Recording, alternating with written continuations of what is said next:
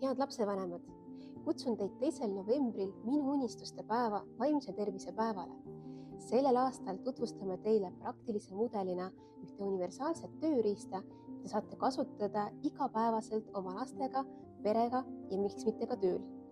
Tööriistaks on ringi meetod, mida saab kasutada konfliktide ennetamiseks, kokkulepete tegemiseks, raskete teemade arutamiseks ja ka lihtsalt päeva kokkuvõtte jagamiseks.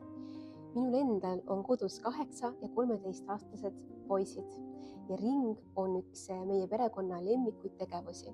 Esmakordselt kasutasime seda siis, kui minu noorem poeg Frederik oli 3-aastane ja me läksime välismaale reisile.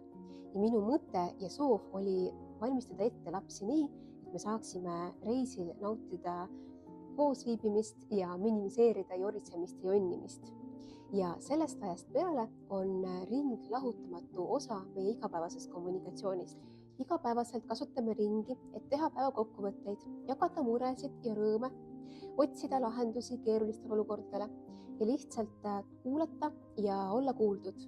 Tänu ringile õpetasin poistele rääkima oma mõtetest ja tunnetest ning väljendama selgelt ka oma vajadusi. Ring on taastav praktika ja 2. novembril kaasasin Eesti parimaid tegijaid selles valdkonnas, et üheskoos õppida, katsetada ja olulised teadmised koju kaasa võtta. Südamest ootan kõigiga taas kohtumist ja soovin teile ilusat sügist.